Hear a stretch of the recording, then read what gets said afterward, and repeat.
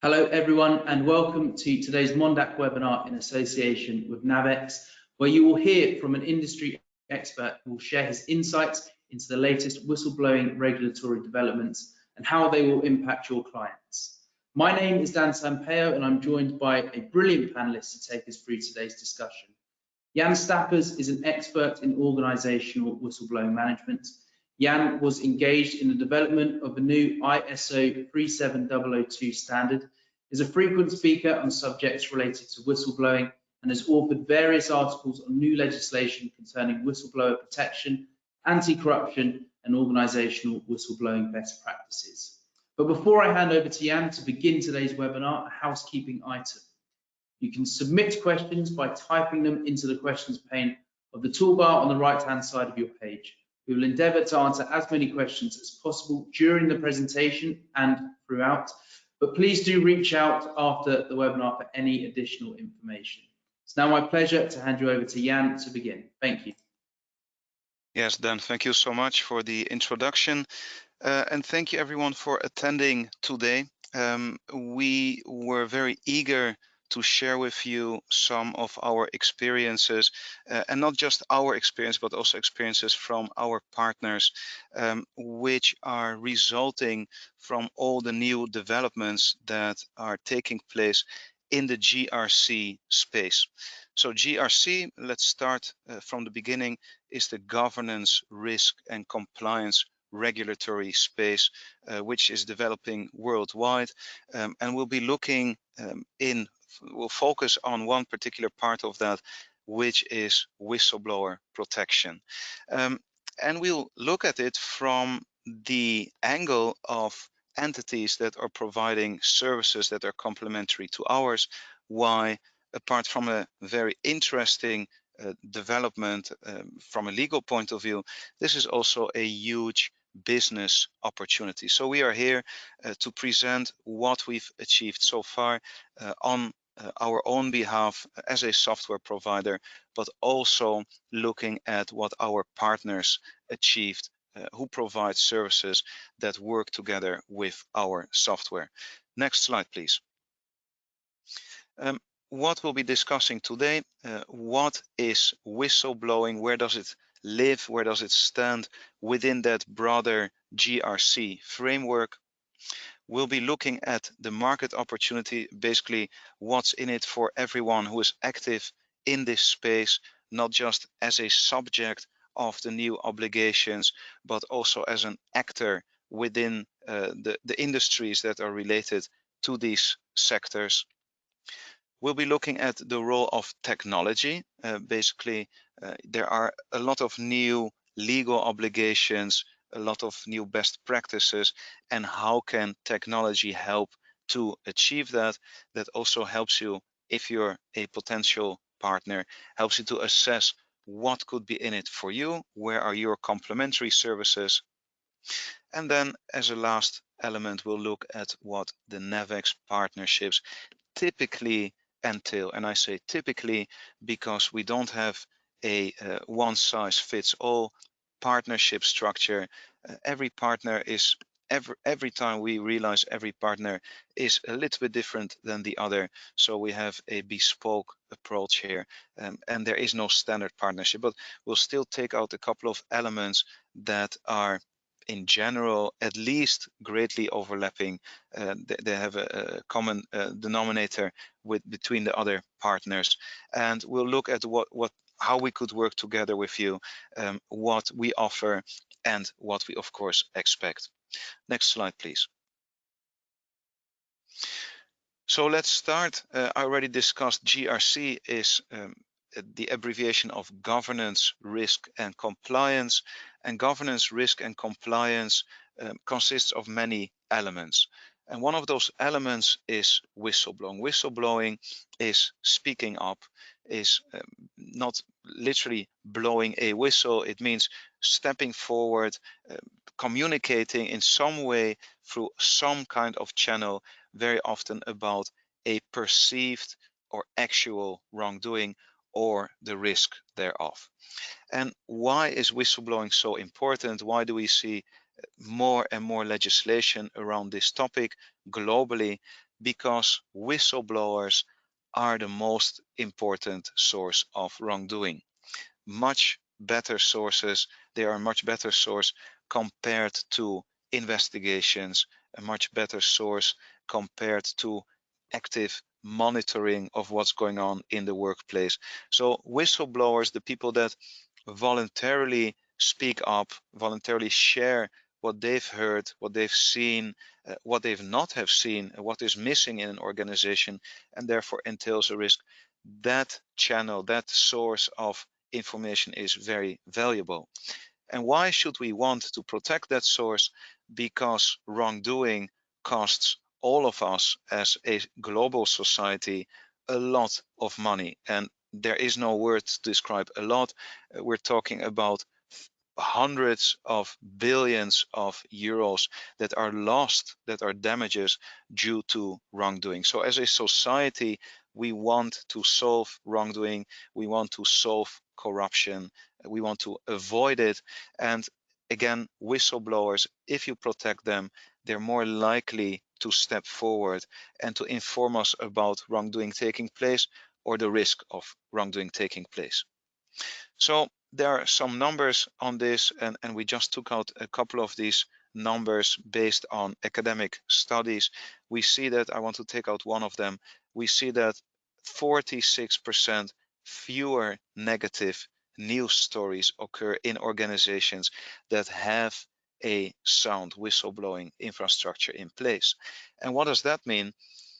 Of course, we speak about sanctions, what happens if you don't protect a whistleblower, or what are the incentives in some jurisdictions for whistleblowers to speak up. And very often we think of the US possibilities to become a multimillionaire and share in all the penalties that were collected by an authority. We are here speaking about a different angle, and that is the reputational risk. Ever more organizations realize how important it is to safeguard their reputation, all the goodwill that they built up over the years, because it literally can take a couple of hours to destroy all of that with a negative news story. So typically you would want to keep that story in-house. You don't want to have it leaked or spread consciously through the press, social media, etc., because you can then no longer control the damage. You can no longer control where that information ends up. So 64% fewer negative news stories if there's a sound whistleblowing channel in place. What is really important? Why would people actually speak up? And if they speak up, how do you treat the whole report? That is key. Employees should feel secure. They should know that there will be no retaliation once they decide to share information, once they decide to inform somebody within the organization about the actual or perceived wrongdoing. And that is very important, the confidentiality. Sometimes you can go as far as offering anonymity that is possible using technological tools, for example. But that confidentiality, that's a key word that is used in so many pieces of legislation that are appearing now worldwide, because without confidentiality, if there's no possibility to be able to report confidentially, it becomes very difficult to guarantee protection for the whistleblower, and they're most likely not to blow the whistle at all. What is it? Why is it also important to look into whistleblowing? You see that it's in this framed piece of text. You see that when managers have better information to make decisions, I should start differently. When you have access to information as a manager, you can take better decisions, you can better control risk.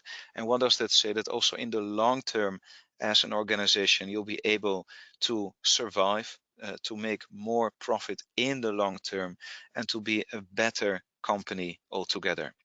Next slide, please. Thank you. So something about GRC, the supply chain. what is a really interesting development, and I realized I actually didn't introduce myself from regarding that angle. I'm a lawyer, and I've been following the development of whistleblower protection for around 8 years now. And if you follow together with me or on your own the developments in the legal space, you see that prior to, I mean, before, you see that a lot of laws were standalone laws. They dealt only with data protection, or they dealt only with employee protection. But nowadays we see a clear move towards integrated laws, laws that are referring one to the other. So for example, now in Germany, there is a new Supply Chain Due Diligence Act already in force since the beginning of this year. And what does it mean? That companies with 3,000 employees or more, they must have a supply chain due diligence structure in place. So the entire supply chain, and you can imagine that for some German companies like big automotive producers, that supply chain can consist of hundreds of entities. They are responsible for making sure that they perform a due diligence on each and every supplier in that chain. And that threshold will go down next year, because then the amount of employees that you must have goes beyond and covers an even greater part of the German market. In parallel, at EU level, there's now a supply chain due diligence directive being drafted. And what's interesting to see, that I was aiming at that, in the Supply Chain Due Diligence Act, you see a clear reference to the obligation to have a incident reporting mechanism in place. And you also see reference to processing of personal data, which must take place in line with the GDPR and applicable national data protection law. So you see that just in this law, at least 3 legal, how should I say, legal areas are covered. It is about data protection, it is about supply chain due diligence, and it's about whistleblowing. And all of that in one law, laws that are referring to each other. And that's why it's so interesting to look in a holistic way at legal developments, and also to realize that if the law is becoming more and more integrated, your answer to that as an organization and as a partner, somebody who's active in this field, must also be more and more integrated. More about that in a bit. Next slide, please. Thank you. So the new regulatory framework, what does it look like? Now we jump back to whistleblowing. We see that in Europe, I already mentioned it a couple of times, the EU Whistleblower Protection Directive is here. In 2019, we had a new law which had to be transposed by December 2021. The great majority of EU member states did not do that in time, but now March 2023, we see that around 25% of the member states did not fully transpose the directive yet into national law, and we're still waiting for a couple of countries to do so. The others did, and that means that there is a legal patchwork of new frameworks occurring, developing in Europe, and as a multinational, you must navigate that landscape. So really complicated task. Technology is there to help, but I think even more so, trusted advisors, experts in law are here to help. So please reach out to them. Don't try to do everything in-house, because this is just quite complicated stuff. We see in Japan also a new Whistleblower Protection Act, also aimed to protect whistleblowers. What is covered, you see that, for example, other interests of citizens. It's a quite broad definition of what is covered as a definition of a protected disclosure. And we see the same trend in some member states of the EU, where they go much beyond the scope of the directive that only entails breaches of EU law. So we see that trend towards ever more topics that are covered by whistleblower protection. And what is interesting to see, I already mentioned that in Germany, Supply Chain Due Diligence Act, there is a clear obligation to have the possibility to report on a perceived wrongdoing. So again, it refers to the whistleblower protection framework in place there. And as I just said, you see that ever more parts of legislation are actually should be read together. Next slide, please. Thank you. And next slide, please. So we'll be talking about the market opportunity. Just to summarize, we see that there are more regulatory requirements. All the legislators are busy drafting new laws in this field, and not all, but a lot of them, and it will result in a lot of new laws in the coming years that will appear, and that create new obligations for organizations to look into the GRC obligations. It's becoming much more than a nice to have. We see the pressure on reputation because of the scandals of the last years. More and more organizations realize why it's so important to have a GRC framework in place that is also addressing the reputational risk. We see that there's an increased focus on the protection of whistleblowers. Why? Reminder, they are such an important source of information. If there's anything wrong or there's a risk, whistleblowers, people will know it, and if they are sufficiently protected, you have the opportunity to learn it from them internally, firsthand perhaps, and you still might have time to solve the matter before it becomes this uncontrollable external monster. Fourth point, we see that the GRC spending is expected to remain robust, and why remain? Because we live in very uncertain times from an economic perspective. Budgets are under pressure, but GRC, as it's a legal obligation, or ever more a legal obligation, there is no, or there shouldn't be any savings in this field. And in practice, we also see that where budgets are cut, actually compliance is one of the last areas where budgets are cut. The companies must remain compliant, so it's more likely that they cut something else. It's actually a great sector to be in as a solution provider. What else? And that's the while I asked to change the slide, the GRC insights are viewed as table stakes. So next slide, please. And that means that the GRC insights are really important to compare as a kind of benchmark, also from a perspective of best practices, because that allows you as an organization to realize where you're standing now, how you're performing. So something about the regulatory landscape, we see that there are a lot of developments in this field, and we see that the thresholds are every time becoming lower and lower. The thresholds for coming under the effect within the scope of the new laws. That means that, for example, very often thresholds are 50 employees or more, or thresholds are, well, if you happen to be active in a particular sector, you are covered no matter how many or how few employees you have. So we see that literally hundreds of thousands of entities are being exposed, and that sounds very negative, but I just want to say it from a risk perspective, from a compliance perspective, are being exposed, are within the focus of new legislation. And that means that all of those entities must start looking into the new obligations. Why would you do?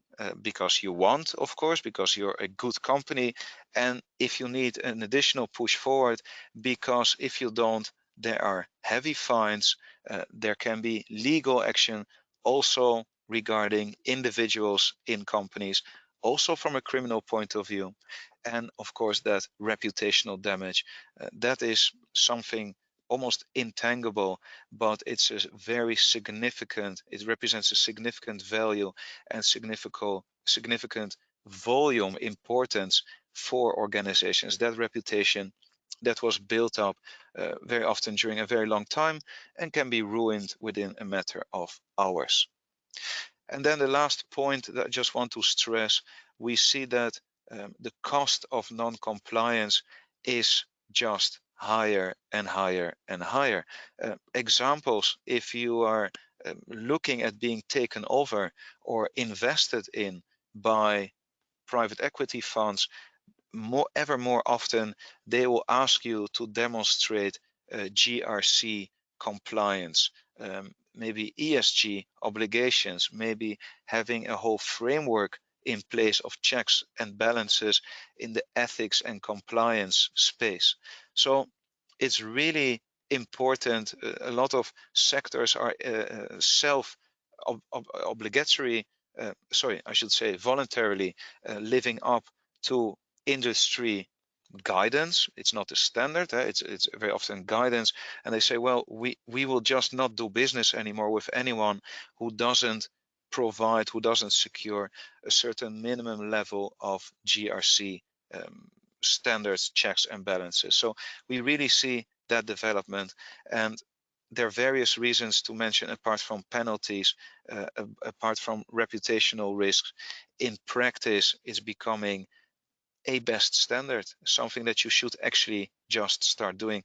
And if you're not, you're becoming a bit of a exception. Next slide, please. Yeah, thank you very much. So we see here the evolving regulatory landscape, and this is nice to see. Actually, this line goes much above the slide that you can see. It goes back to the previous century, where in the 60s, in the 70s, the first laws started appearing that explicitly addressed GRC topics. And we'll just follow the line from 2010, where you see in the US that important step, the Dodd-Frank Act being adopted. 2011, very quickly, the UK followed with the Bribery Act. We see that in India, in Singapore, in the UK, there are laws about equal treatment, about anti-slavery, about sexual harassment at the workplace. We saw that in 2016, a very brave step of France with the Sapin 2 law, which was also addressing whistleblower protection. Then I just fast forward a little bit. We see, of course, in 2018, in the EU, the Anti-Money Laundering Directive and the GDPR, the Data Protection Regulation. And now where we're standing, we see Germany, an early actor regarding the Supply Chain Due Diligence Act and other laws that are now in the making that will appear either this year or the next in GDPR, in GRC landscape. Next slide, please. And we can really speak about a trend. We see that ever more countries, they want to create a climate where it's safe to do business in order to attract more investors and more business and make sure that the economic standard is as high as possible. And reputational risks are also increasingly addressed here. We are living in a world where countries boundaries are disappearing, sometimes reappearing, but in general disappearing, especially from a business perspective. And that also means that reputation is very important. The investigations, the due diligence that is performed before doing business with a certain organization, there will be red flags directly, even though you did nothing wrong, but your reputation is already known, and that is really important. So instead of having those red flags up, it's much better to have a solid reputation and protect that reputation. Think of data breaches, cyber attacks, fraud, unethical behavior, and we can go on much beyond the space available on this slide.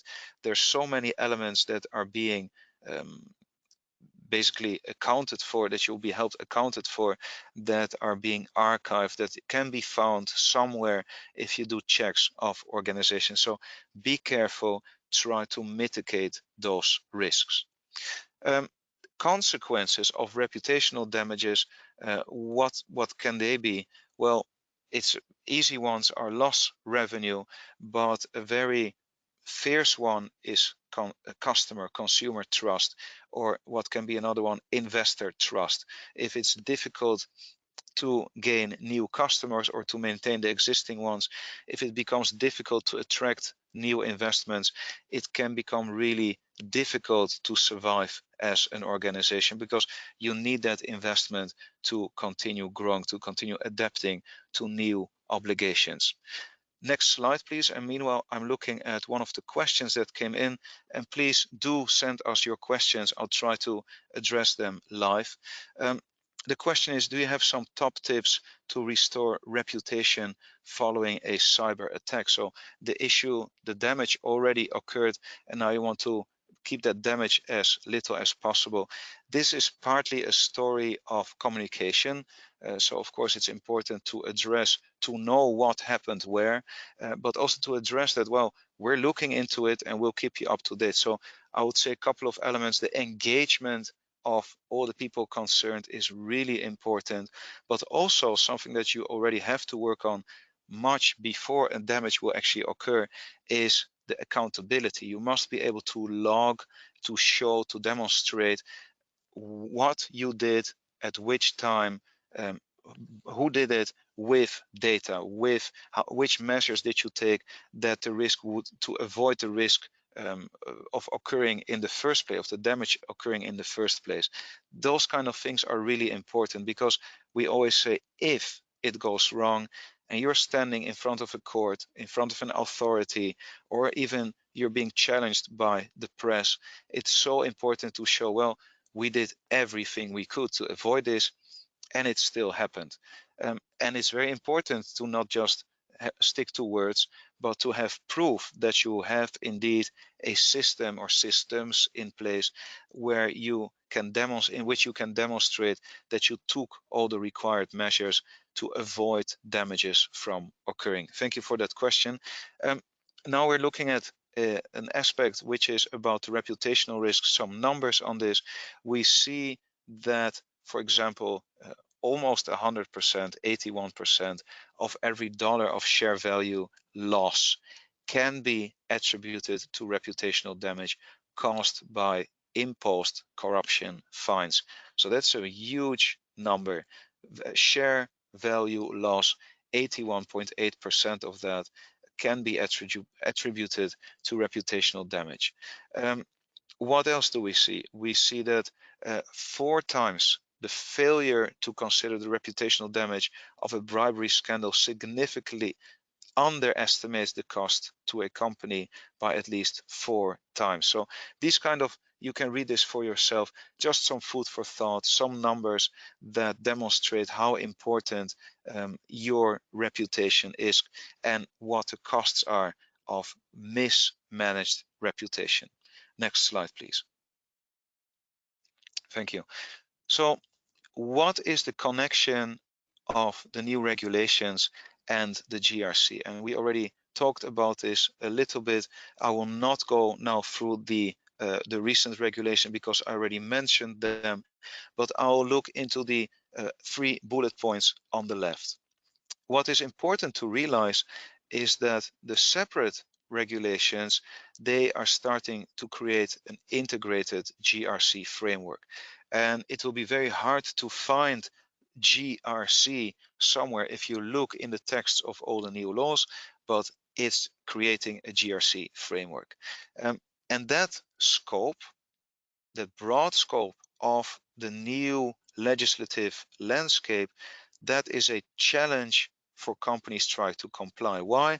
Before you could say, well, you person A, please keep track of data protection. Person B, please keep track of modern slavery. Person C, please make sure that we comply with all the labor laws. And even though those people would not really communicate with each other, things might be quite okay-ish. You see, I'm formulating this very carefully. Nowadays, that is really not the case. It's so important to have the total picture. And sometimes if you're a multinational, the multi-jurisdictional total picture, covering all of those topics, all of those areas, it's becoming a really great challenge. And this is an opportunity, of course, for entities that are starting to enter this field or have been active already in this field as third-party experts. We see an ever greater interest of organizations to outsource their compliance management, to outsource tracking of all the applicable laws, to outsource management of cases, of reports that are coming in. So big opportunity there. And very often you will need software for that. You cannot build a compliance network on paper. Maybe you can, but it will just be very time inefficient. And that's why ever more organizations are looking at software to help there. Again, software in itself also doesn't, that's not the holy grail. That's not a full solution on its own. You must make sure that that software fits your organization, that you're choosing the right software, that the software is customized in a correct way, and then managed in a correct way. So we need a specific expertise for that, and this is the big opportunity created by the new GRC landscape for entities that are active in that field beyond the compliance, beyond the software, compliance software providers. Next slide, please. So GRC, why is this a talking point in every boardroom nowadays? Because we see that GRC will remain a big cost issue for many organizations. Organizations realize that you cannot save money on compliance, you cannot save money on risk.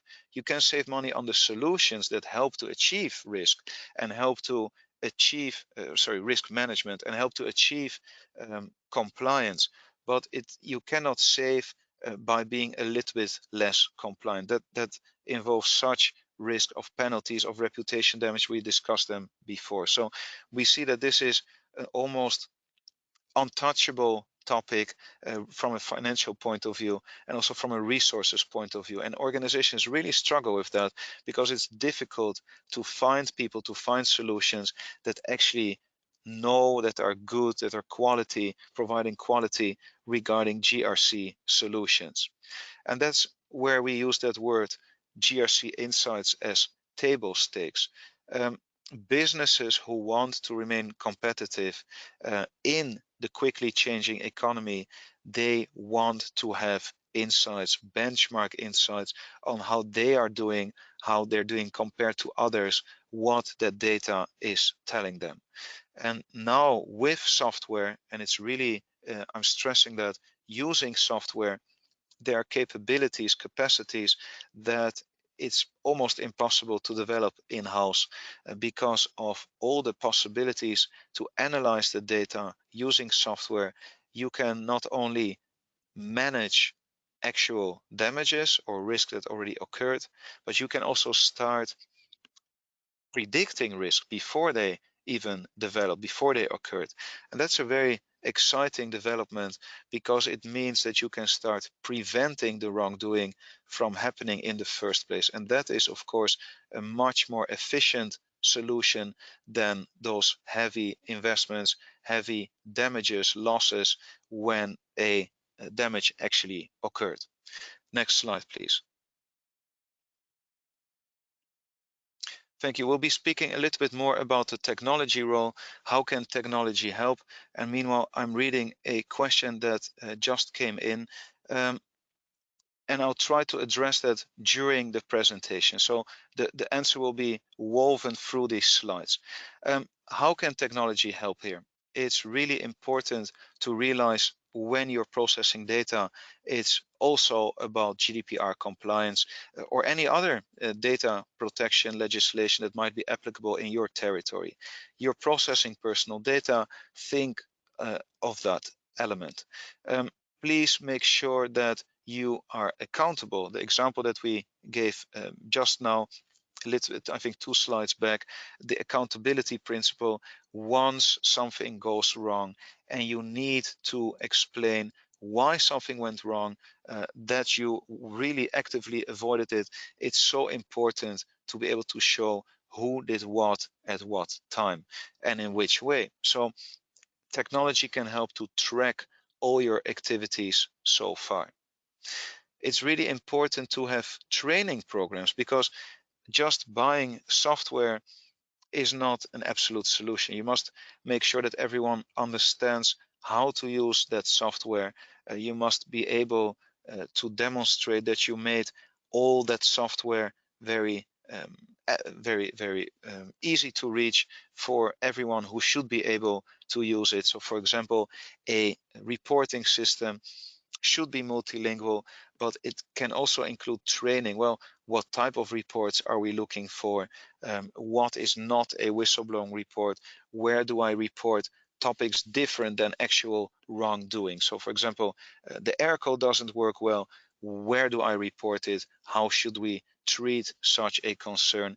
And if that how to compare it with a totally different report about a multi-million euro scam, for example, where to report that, how is your confidentiality guaranteed, what are your rights and obligations as a whistleblower. And we can give examples of other topics like ESG, like supply chain due diligence. All of that you should train the workforce and the broader stakeholders. How do you manage company policies? Well, big challenge for individuals, for people. There are nowadays all kind of software solutions that help you to manage policies.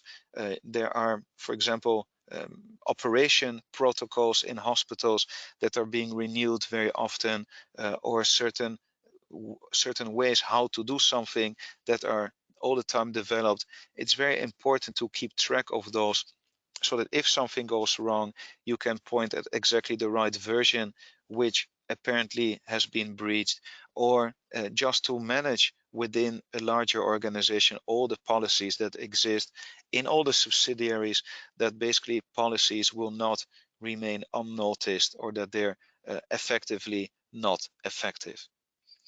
What else can technology do? It can offer true anonymity. It can offer a very high level of confidentiality if you don't want to go as far as offering anonymity. It helps you to be available 24/7, any place in the world, and also for the people receiving information, again, 24/7, any place in the world, and very often in any language that you want. And that is a fantastic advantage of software over doing everything individually by hand, or at least through human power. It's much more cost efficient, it's much more time efficient. What else? Report management. It's really important to be able to create statistics, to basically to visualize how the system is being used, how the workspace culture is being lived, practiced by everyone, and to demonstrate, for example, to the board why it's been a good investment to allocate a certain budget to the GRC area, or to allocate even more to it. And then the last point, I really want to stress that to create a possibility of feedback. It's very nice that you in the board, in an organization, are confident that there is a GRC framework that works, but it's even more important that the people working there are convinced of the same. So feedback, engagement of all the stakeholders is becoming such an important topic that is unfortunately very often overlooked. Next slide, please. The NAVEX One GRC information system. This is exciting for me, because I'm working in this field now for quite a number of years, but I'm very happy to see this is also exciting for people who never looked into this topic before. And what does this one slide show? And we're happy to give you much more insights, but this is not a sales presentation. This is just showing what technique is capable of and the direction we're moving into.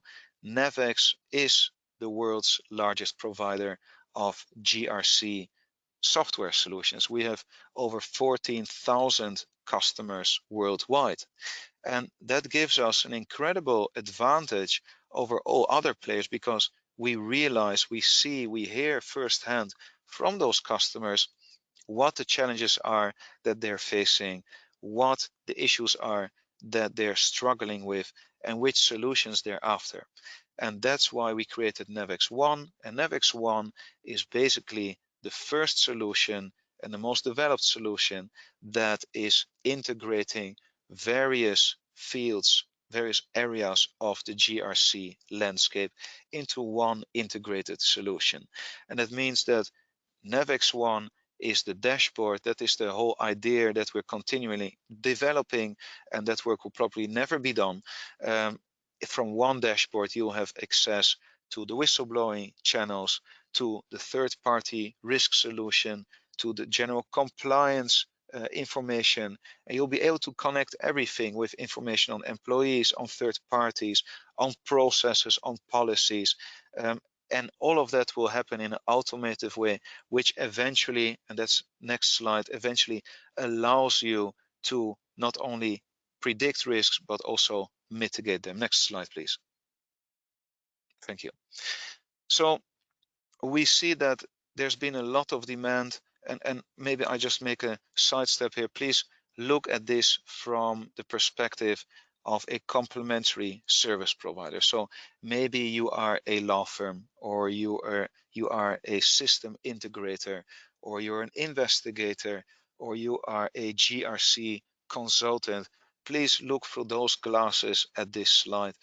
This is what some of the most important market dynamics consist of, and this is our answer. So for example, we see that there is a GRC market developing. It's not a market that consists of various GRC elements. It's becoming an integrated market where people want one-stop shop solutions, and they want that one-stop shop solution is not only a platform, but it's also fully configurable, and that's what we offer. Our portfolio is much broader than anyone else in the industry, and we're happy to explain you in detail how it looks. Second point, the customers, the customer care most about the implementation times, the implementation quality, the customer service quality, and they must just like the solution, because GRC is a complicated field. Software must make things easier and not more difficult. And we have really good reviews there how our software addresses that. What else is there? We see that the customer relationships for GRC solutions are sticky. And what does that mean? It's a bit of a dirty word, maybe sticky, filthy word. Sticky means that customers are very unlikely to compare on a quarterly basis, or even on an annual basis, or even on a 5-year basis what the best GRC solution is for them. So once they've chosen, because it's such a sensitive, important topic, they stay with us and they continue using our services. And instead of switching to competition, they generally help us to improve so that they can stay with us, so that the solution is ever better. And we see that there's an incredibly high logo retention across all customers, around 92%. And as far as I've heard, that is very, very high if you're a software provider. We see that the customers, they also want the integrated solutions directly available. Well, that's NAVEX One. For everyone, there can be a bespoke solution which integrates all those elements, all those pillars that we just discussed. Next slide, please. So something about the NAVEX partnership. I already said we have over 14,000 clients worldwide. What is impressive is that around, or maybe over 70 million people working in companies, they rely on NAVEX solutions, and that makes us the largest provider of integrated GRC software solutions in the world. And what makes us unique is that you cannot only use us in a couple of main jurisdictions, in a couple of main languages. We are here to help you at a local level as well. That means we're not only keeping track of national level regulatory frameworks, but also making those available, integrating those in our solutions. And it's becoming a matter of a menu card. Where do you want your solution to be working? Where you want your solution to be compliant and allow for compliance within your work field. And what is also nice, we're not having a focus on a specific area. We are serving organizations, and actually this word is not chosen well. It's trusted by companies, yes, but it's broader than that. We're trusted by organizations because we're serving also, for example, public bodies, we're serving NGOs, we're serving all kind of financial industries, of course, organizations, any type of organization ranging from a few employees to hundreds of thousands, because we have those big customers as well, and everything in between can make use of our services, and they already do. And this is just the beginning of the story. Next slide, please. We need partners to further grow. And those partners help us to not only create a more complete offer, they also help us to really create that one-stop shop solution that organizations are increasingly looking at. People are not just tired, but just it's not possible for them to look for all the separate components at the different vendors. Compare it to maybe 100 years ago, or I should say maybe 50 years ago, when people still went to the butcher and then to the bakery and then to the fish seller for different elements, different parts of their dinner. And nowadays you go to the supermarket and you can find everything there. And that is the trend. Even though you would want to go to those separate vendors, regarding time you are limited, and regarding budget you're limited, and maybe most of all regarding knowledge you are limited. And that's why there are third parties necessary that can help customers, future customers, to make the right choice. And not just to make the right choice, but also to provide services that are complementary to our software. And as I said various times, please compare software with a very sophisticated device. Everyone can buy that device, but if you buy it and you just want to start using it properly, you don't know where to start. And that's why you need a third party who has done that before, who can advise you based on the local situation, based on the characteristics of your specific organization.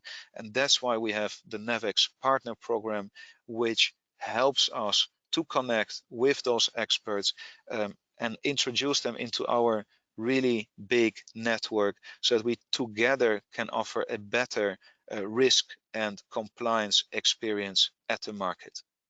Next slide, please. So a couple of elements why to join the program, a couple of reasons of why to join the program.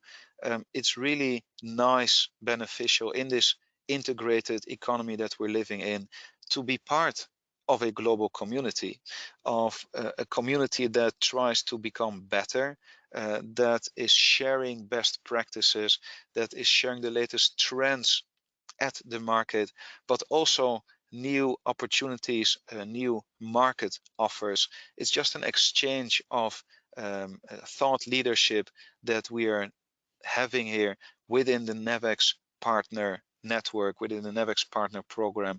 And you can learn a lot from your peers. Even some of them might be competitors. The market is so big, there's enough for everyone. And apart from the extended community, you also have an extended reach, because of course the other side of extended community, as much as it applies to you, it applies to the market itself. So there are ever more organizations, even though they're local, they will have international contacts or subsidiaries somewhere else, or maybe even distant workers. They will need an integrated international service offer, and that helps the partner program helps us to achieve that, to answer that need. Some of the partners have been hugely successful in creating new sales, in generating new sales. One of the partners, together with us, they onboarded 75 new joint customers in a stretch of a little bit over a year. And that is really impressive. It would have never happened if we were on our own trying to achieve certain amounts. Together, we are really stronger and more successful.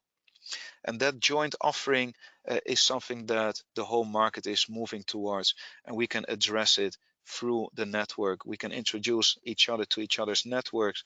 And as I all the time keep stressing, yes, we are big, yes, we have a lot of customers, and yes, we can only offer them software. That's our principal market, and that's what we're focusing on. So all of those add-on features, and with features I mean complementary advisory, that's still available, and our network would love to hear from you. Next slide, please. And maybe there is no next slide. Maybe this is the last slide. In general, we end with a thank you. But I just wanted to summarize this whole presentation. I'm also conscious of time. In a nutshell, we see that there are a lot of developments in the GRC field, ever more obligations, ever more headaches for the market to live up to the minimum standards that are becoming ever more strict. It's becoming very difficult to live up to that GRC framework that is occurring internationally. As such, organizations are looking for integrated solutions, software that helps them to achieve compliance, to mitigate risks, but also the complementary services. And that's where hopefully you can come in as a partner to work with us so that we can create joint offers consisting of our software and your complementary services, your complementary expertise. Thank you so much for your time, for your attention. I'll be very happy to continue this dialogue. If you would like at any point to get information from us regarding benchmarks, or would like to have a conversation on how we could work together, please do reach out to us. Thanks again for your time.